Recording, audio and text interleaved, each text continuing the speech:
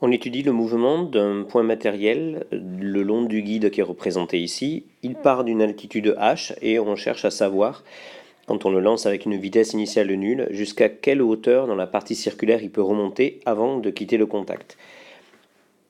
On suppose que la bille, enfin le point matériel, évolue sans frottement le long du profil ici, ce qui signifie qu'il va être soumis à son poids et une réaction normale. Le poids est une force conservative, la réaction normale ne travaille pas.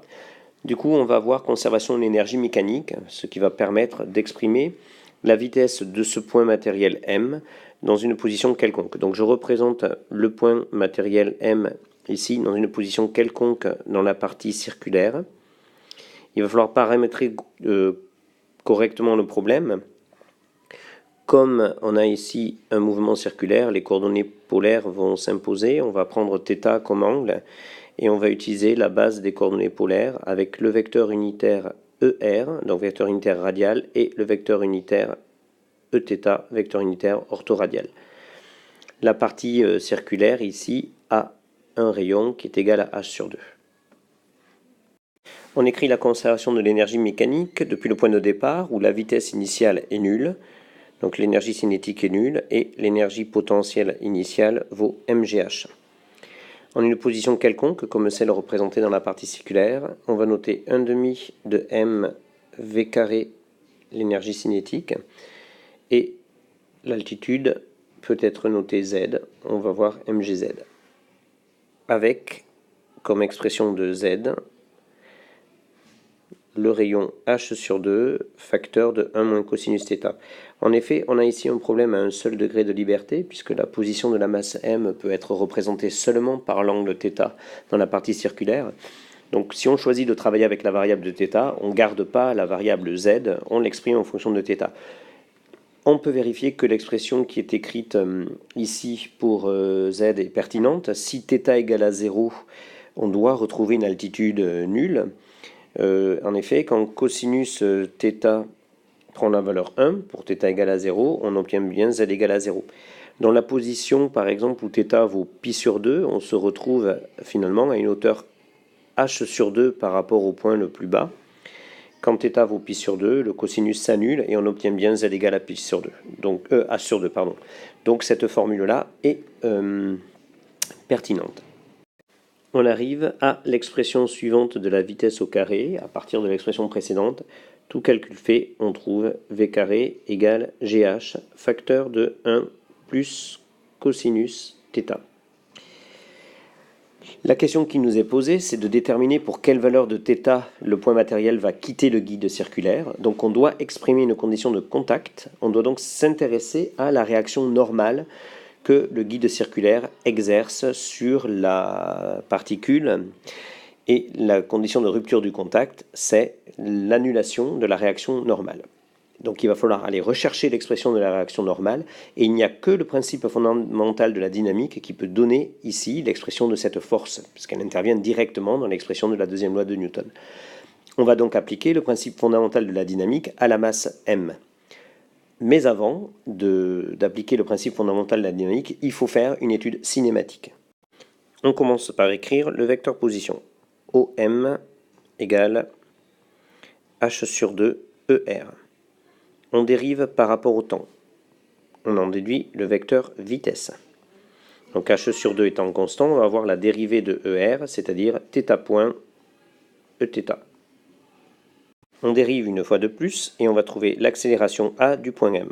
Je vais commencer par dériver le vecteur Eθ dans l'expression de la vitesse qui donne moins θ point ER. Donc j'ai un premier terme d'accélération qui est moins h sur 2 θ point au carré ER.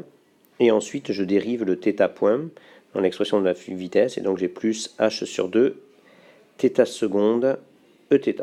Voilà, là j'ai l'expression de l'accélération, j'ai fini le calcul de cinématique, je vais pouvoir maintenant écrire la deuxième loi de Newton. Donc la deuxième loi de Newton prend la forme suivante, la masse fois l'accélération est égale à la somme des forces qui s'exercent sur la masse m. On a le poids et la réaction normale. Et on va ensuite projeter cette équation vectorielle sur les deux directions ER et Eθ. Sur ER, donc on prend la composante de l'accélération radiale qui était h moins h sur 2, θ point carré, on multiplie par la masse m et on va avoir la composante de la réaction normale.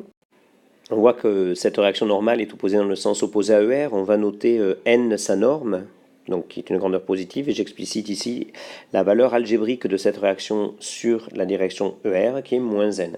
Et puis on a la composante du poids, le poids se projette en plus mg cos θ. Je vérifie sur un cas particulier que je ne me suis pas trompé pour la projection du poids. Si je prends θ égale à 0, en regardant le schéma, j'imagine que le poids mg va être collinéaire à ER, ce qui fait une valeur algébrique égale à mg, ce que donne bien cette relation-là.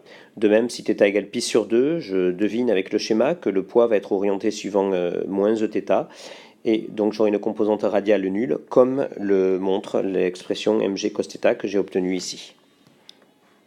Sur Eθ, donc j'ai recopié la composante de l'accélération, h sur 2 θ secondes, je multiplie par la masse m, donc la composante de la réaction du support est nulle, puisqu'il n'y a pas de frottement, on n'a qu'une composante normale au guide pour la réaction, et j'écris simplement la composante du poids, donc je vais avoir moins mg sinus θ. Voilà, j'ai les équations ici qui vont me permettre de calculer la réaction normale n. On va extraire la réaction normale de la première équation écrite ci-dessus. Il faut donc que j'exprime θ point carré en fonction de θ. C'est la relation que j'ai obtenue pour la conservation de l'énergie qui va me donner ce résultat.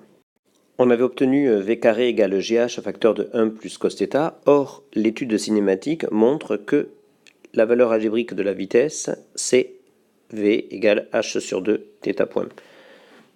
D'où la relation suivante. Alors je vais calculer v carré, c'est-à-dire h carré sur 4 fois θ point au carré égale gh, facteur de 1 plus cos θ. Voilà comment je vais pouvoir exprimer θ point en fonction de θ.